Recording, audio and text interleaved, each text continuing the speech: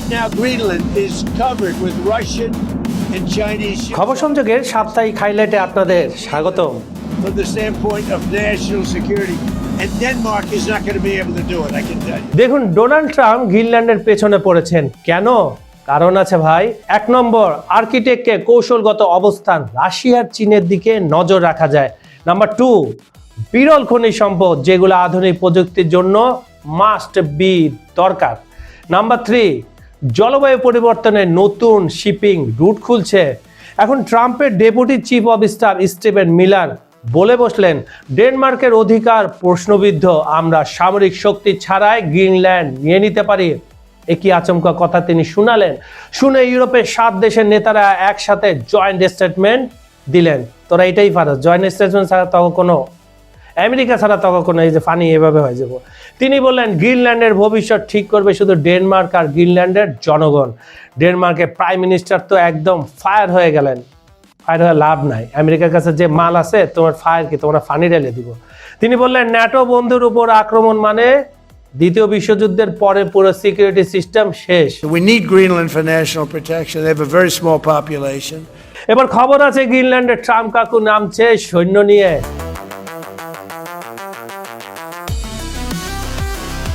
Greenland দখলে সামরিক শক্তি ব্যবহারের ইঙ্গিত দিয়েছে হোয়াইট হাউস।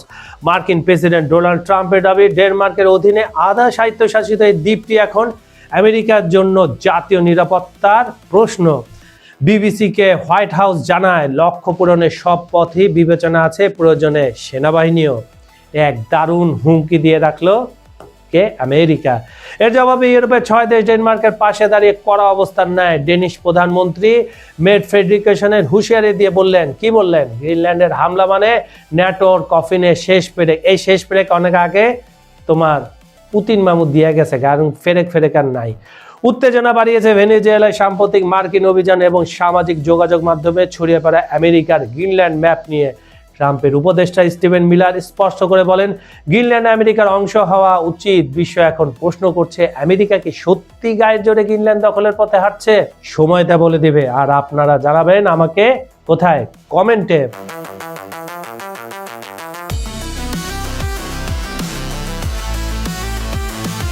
গ্রিনল্যান্ড নিয়ে ডেনমার্কের পক্ষে কেন দাঁড়ালো ইউরোপ? গ্রিনল্যান্ড নিয়ে আন্তর্জাতিক রাজনীতিতে নতুন মোড় নিয়েছে পরিস্থিতি। একেবারে পুরা ডেনমার্কের পক্ষে শক্ত অবস্থান নিয়ে এগিয়ে এসেছে ইউরোপের 7টি প্রভাবশালী দেশ, France, Germany, Italy, Poland, Spain, যুক্তরাজ্য ও ডেনমার্ক। সবাই মিলে একটি যৌথ বিবৃতিতে পরিষ্কার বার্তা দিয়েছে, গ্রিনল্যান্ডের ভবিষ্যৎ নির্ধারণের অধিকার একমাত্র ডেনমার্ক ও গ্রিনল্যান্ডের জনগণের। একদম কিতাবে লেখা, এগুলা কিচ্ছু মানবো না। ট্রাম্প কাকু উড়াই ফেলাইবে পুরা। এই ঘোষণার পেছনে রয়েছে আমেরিকার কিছু বিতর্কিত মন্তব্য। ডোনাল্ড ট্রাম্পের প্রশাসনের কর্মকর্তা স্টিভেন মিলার যে বলেছিলেন, গ্রিনল্যান্ডের উপর ডেনমার্কের অধিকার প্রশ্নবিদ্ধ। তিনি বলেন, আর্কটিক অঞ্চলের নিরাপত্তার জন্য গ্রিনল্যান্ড আমেরিকার অংশ হওয়া উচিত, এমনকি সামরিক শক্তি প্রয়োগ ছাড়াই। এই কথাটা তিনি বারবার বলে কাদের? ইউরোপীয় ইউনিয়নদের মাথা নষ্ট করে দিচ্ছে। বন্ধুরা, ভেনেজুয়েলার প্রেসিডেন্ট মাদুরোকে ট্রাম্প তার স্পেশাল ডেল্টা ফোর্স দিয়ে তুলে নেওয়ার পর সেদিনই 7 সকালে কারাকাসে মাদুরো বিরোধীরা রাস্তায় নেমে নাচ গান করে উদযাপন করতে থাকে। সে কি দৃশ্য চোখে না দেখলে আপনি বুঝতে পারবেন না। অবশ্য ছোট ছোট ভিডিওতে আপনারা দেখেছেন। তাদের মতে, যারা বিরোধীরা, তাদের মধ্যে একনায়কতন্ত্র, একনায়ক যে ছিল, সুরাচার ছিল, তারা তকমা দিচ্ছিল। মাদুরো অবশেষে ক্ষমতাচ্যুত হয়েছে, তারা খুব উল্লাস। কিন্তু দুপুর হতে না হতে, মানে সেই ঘটনারই দুপুর হতে না হতে উল্লাস বদলে গেল হতাশায়। সবাই চুপচাপ, হতাশায়। কি হলো না হলো, কি হলো, কেন বিরোধীদের জয় পরাজয়ে রূপান্তরিত হলো? আর ইউরোপ এই পুরো ঘটনায় চুপ কেন? খবর সংযোগের টপ নিউজের আজকের ভিডিওতে আমি জানাবো ভেনেজুয়েলার এই নাটকীয় ঘটনার আসল সত্য। তাই শেষ পর্যন্ত সাথেই থাকুন।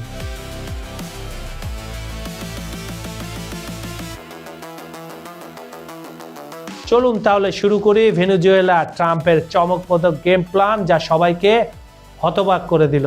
শনিবার রাত দ্য মিডনাইট রেইড কেমন, কি হইল, কিভাবে হইল রে ভাই? তো বন্ধুরা, গল্পটা শুরু হয় এক গোপন অভিযান দিয়ে।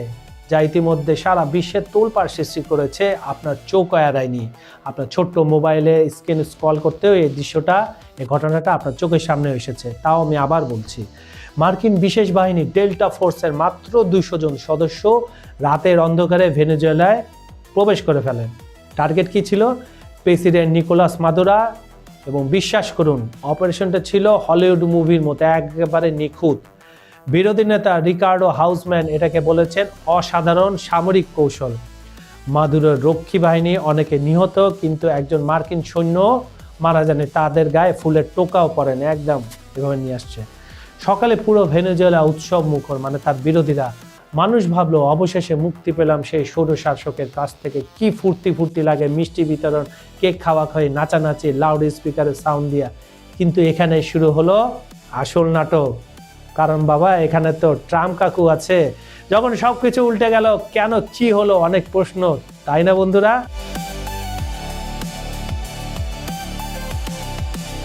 দুপুর হতে না হতে ট্রাম্প একটা বোমা ফাটালেন। না, ভয় পাবেন না, এটা প্লেন থেকে কোনো বোমা ফাটায়নি, তার এটা ওরাল বোমা, মানে মুখ থেকে যে বোমাটা ফাটালেন। তিনি ঘোষণা করলেন মারিয়া কারিনা মাচাদো ক্ষমতা নেবেন না। মনে আছে সেই মহিলার কথা, যে নোবেল পুরস্কার পেয়েছিল, ভেনেজুয়েলা বিরোধী দলের নেত্রী? তখনই অনেকে ভেবেছিলেন এই বুঝি মাদুরোর পতন। যারা ভেবেছিলেন তারা ঠিকই ভেবেছিলেন। যাক, সেটা ইতিহাসের কথা। তিনি বললেন, কি বললেন? হ্যাঁ বন্ধুরা, ঠিক শুনেছেন, যে বিরোধী নেত্রী মাদুরোর বিরুদ্ধে লড়াই করেছেন, যাকে জনগণ সমর্থন করে, তাকে বাদ দিয়ে দেওয়া হলো। একদম সিনারিতে নাই, টুক গায়েব। ট্রাম্পের যুক্তি কি জানেন? তার যুক্তি হলো মাচাদোর নাকি যথেষ্ট সম্মান নেই ভেনেজুয়েলায়। এবার মজার অংশ শুনুন। ট্রাম্প কাকে ক্ষমতায় বসালে জানেন? আপনারা তো জানেন, আমি আরো খোলাসা করে বলছি। মাদুরোর নিজের ভাইস প্রেসিডেন্ট ডেলসি রদ্রিগেজকে। হ্যাঁ, আপনি ঠিকই শুনেছেন, এক নায়কের ডেপুটি এখন নতুন অন্তর্বর্তী প্রেসিডেন্ট। শপথ নেওয়া হয়ে গেছে তার, এবং ভেনেজুয়েলার সামরিক বাহিনীও তাকে সমর্থন জানিয়েছেন। হাউসম্যানের প্রতিক্রিয়া কি হলো? বিরোধী নেতা হাউসম্যান বলেছেন, আমি হতবাক ছিলাম, বিশ্বাস করতে পারিনি। তিনি পুরো পরিকল্পনাকে বলেছেন অদ্ভুত। এটা কি করলেন ট্রাম্প?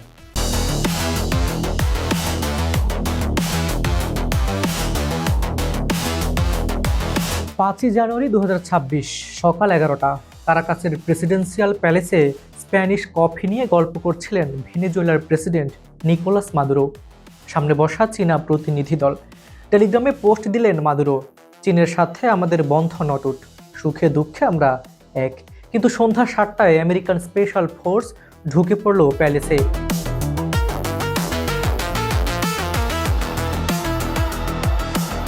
মাদুরো গ্রেপ্তার। আর এই এক ঘটনায় বেইজিংয়ে মধ্যরাতে জরুরি মিটিং বসল। চীনের পররাষ্ট্র মন্ত্রণালয় থেকে একের পর এক ফোন। কিন্তু কেন? এর কারণ চীনের ঝুলে আছে $10 বিলিয়ন।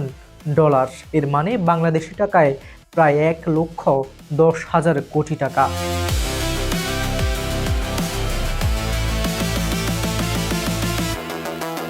চলুন শুরু করি। ট্রাম্পের ভেনেজুয়েলা দখল, চীন কেন এত টেনশনে? এই গল্পটা শুরু 2000 সালে। তখন ভেনেজুয়েলার প্রেসিডেন্ট ছিলেন Hugo Chavez, fire burn leader. America বিরোধী। তিনি চীনের দিকে হাত বাড়ালেন আর বললেন, আমাদের কাছে তেল আছে, তোমাদের টাকা দরকার আমার। চীন অবশ্য সেটা রাজি হলো। কিন্তু কেন? ভেনেজুয়েলায় বিশ্বের সবচেয়ে বড় তেলের মজুদ। আমেরিকার পেছনের উঠোনে চীনের প্রভাব বিস্তার। লাতিন আমেরিকায় নতুন মার্কেট। 2000 থেকে 2023 এই 23 বছরে চীন ভেনেজুয়েলাকে দিয়েছে $106 বিলিয়ন। এটি বাংলাদেশের মোট জিডিপির 3 গুণ। চুক্তি সিম্পল, চীন টাকা দেবে, ভেনেজুয়েলা তেল পাঠাবে। কিন্তু সমস্যা হলো ভেনেজুয়েলার অর্থনীতি একদম ধ্বংস হয়ে গেছে। মুদ্রাস্ফীতি হাজার %। মানুষ রাস্তায় খাবারের জন্য মারামারি করছে। ফলে ঋণ শোধ সেটা তো দূরের কথা, এখনো বাকি আছে $10 বিলিয়ন। ট্রাম্পের নতুন চালে বেকায়দায় চীন। চলুন শুনে আসি। 2025 সালের 20 জানুয়ারি ট্রাম্প দ্বিতীয়বার প্রেসিডেন্ট হলেন, আর তার প্রথম টার্গেট ভেনেজুয়েলা। ট্রাম্প বললেন, মাদুরো একজন ডিক্টেটর, ভেনেজুয়েলার জনগণকে মুক্ত করতে হবে। কিন্তু আসল টার্গেট কি?